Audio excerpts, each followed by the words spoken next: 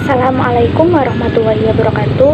Perkenalkan, nama saya Selisa Nurlani dengan NIM 41210 dari kelas Usul Fikih B. Pada video kali ini saya akan menyampaikan 3 hal, yaitu yang pertama, materi yang sudah saya pahami dari masing-masing materi UAS. Yang kedua, manfaat materi-materi tersebut bagi saya dalam memahami fikih dan ilmu keislaman. Serta yang ketiga, hal baru yang saya dapatkan dan yang belum saya pahami dari materi UAS-UAS tersebut. Baik, langsung saja yang pertama, materi yang sudah saya pahami dari materi UAS, yaitu yang pertama ada materi Al-Quran dan As-Sunnah. Al-Quran sebagai sumber dan dalil hukum. Di sini saya dapat memahami pengertian Al-Quran, yaitu kalam Allah yang diturunkan kepada Nabi Muhammad yang membacanya dinilai beribadah. Al-Quran merupakan sumber hukum Islam yang pertama. Atas dasar itu, Al-Quran memiliki keistimewaan. Islam adalah agama yang dibawa oleh Nabi besar kita, yakni Nabi Muhammad SAW. Jadi, dapat disimpulkan bahwa fungsi utama Al-Quran yaitu diantaranya sebagai pembentuk, sebagai petunjuk, atau disebut huda, penjelasan, dan pembeda. Lalu materi yang selanjutnya, sunnah sebagai sumber hukum dan dalil hukum Islam. Di sini saya dapat memahami sunnah adalah cara biasa yang dilakukan baik maupun yang buruk. Sunnah adalah setiap perbuatan yang keluar dari Rasulullah, baik perkataan, perbuatan, maupun persetujuan. Sunnah atau hadis menempati posisi penting dalam Islam, yakni sebagai sumber hukum kedua setelah Al-Quran. Maka dari itu, para ulama merujuk kepada sunnah atau hadis sebagai otoritas hukum kedua setelah Al-Quran. Dalam sejarahnya, istilah sunnah kemudian disinonimkan dengan istilah hadis. Fungsi sunnah yaitu sebagai pelengkap, penjelas, penguat, pembatasan, pengecualian, penjelasan terhadap perintah global. Lalu materi UAS yang selanjutnya dapat dipahami yaitu mengenal usul fikih, yaitu yang pertama tentang pengertian usul fikih. Pengertian usul fikih yaitu ilmu yang mengkaji tentang dalil fikih berupa kaidah untuk mengetahui cara penggunaannya, mengetahui keadaan orang yang menggunakannya dengan tujuan mengeluarkan hukum amali dan dalil-dalil secara terperinci dan jelas. Serta yang materi yang dapat dipahami yaitu tentang objek pembahasannya, mengkaji dalil yang masih bersifat umum. Dapat dilihat dari ketetapan hukum yang umum pula, puncak tujuan mempelajarinya adalah untuk memelihara agama Islam dari penyimpanan dan penyalahgunaan dalil-dalil syarak, hingga terhindar dari kecerobohan yang menyesatkan. Materi yang selanjutnya itu sejarah perkembangan ilmu usul fikih terbagi kepada 2 periode, yaitu yang pertama, periode usul fikih sebelum dibukukan meliputi masa sahabat, masa tabi'in, dan mustahil sebelum Imam Syafi'i. Kedua, periode pembukuan usul fikih. Lalu pada materi ketiga yaitu tentang hukum syarak. Hukum syarak adalah seperangkat peraturan berdasarkan ketentuan Allah tentang tingkah laku manusia yang diakui dan diyakini berlaku serta mengikat untuk semua umat beragama Islam. Hukum syarak terbagi menjadi 2 macam, yaitu hukum taklifi dan hukum wajib. Dan materi selanjutnya itu tentang qiyas.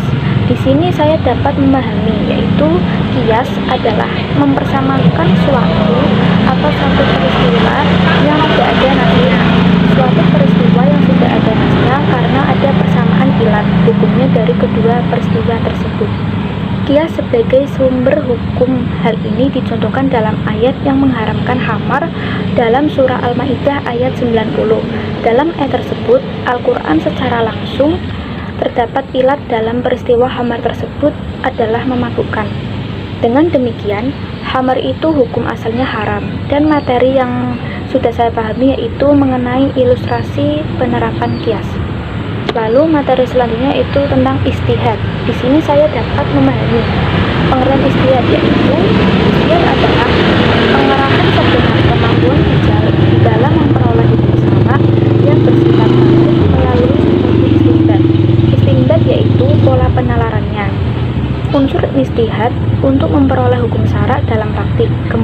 saya juga dapat memahami tentang objek ijtihad dan istinbat.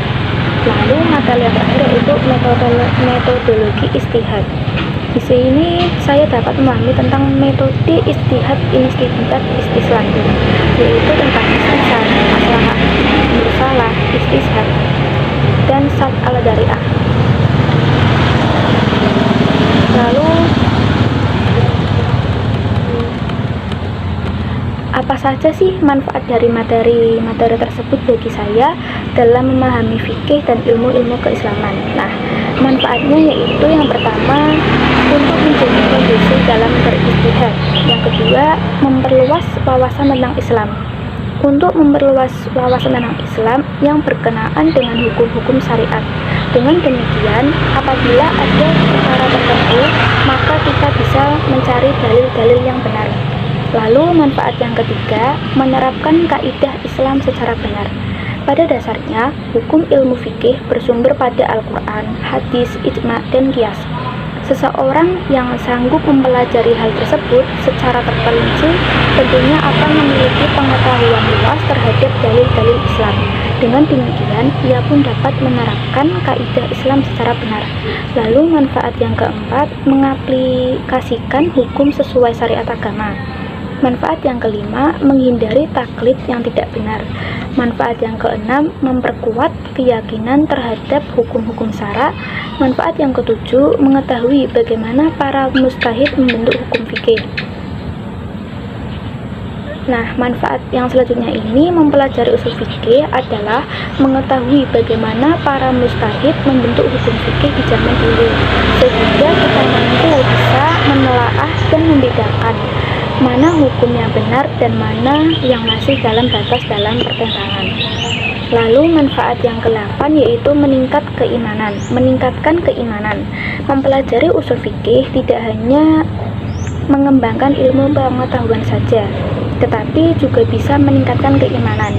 Semakin kita mendalami konsep Al-Quran dan Al-Hadis, maka iman tentu akan semakin kuat.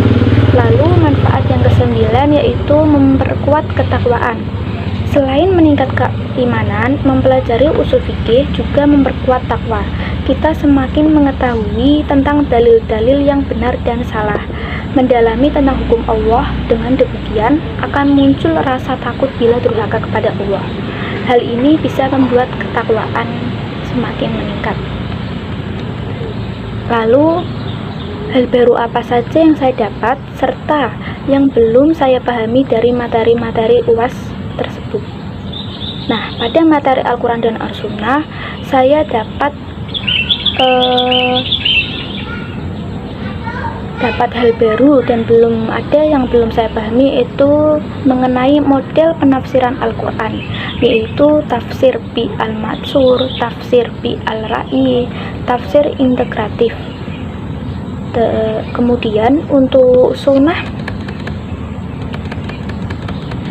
sebagai sumber dan dalil hukum Islam, yaitu tentang macam-macam hadis serta syarat penggunaan pada masing-masing hadis tersebut. Kemudian pada materi kedua, mengenal usul fikih. Nah, hal baru yang saya dapatkan yaitu tentang 3 aliran ilmu usul fikih, yaitu yang pertama ada jumhur ulama, disebut juga aliran Syafi'iyah, mutakalimin, perintisnya adalah Imam Syafi'i. Nah, yang kedua Hanafiyah atau Ahnaf atau Fuqaha. Dan yang ketiga campuran ialah gabungan antara metode mutakalimin dan metode Hanafiyah. Lalu pada materi selanjutnya itu hukum syara.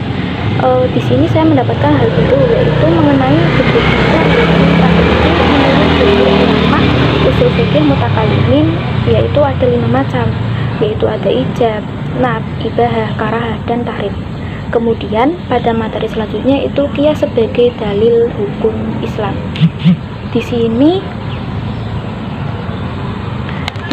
saya mendapatkan hal baru atau ada beberapa yang belum saya pahami, itu mengenai hukum qiyas, klasifikasi qiyas, dan kawaid usuliyah terkait qiyas. Lalu materi pada ijtihad, saya mendapatkan hal baru tentang metode ijtihad, hasil produk ijtihad dan istinbat, serta persyaratan ijtihad dan istinbat.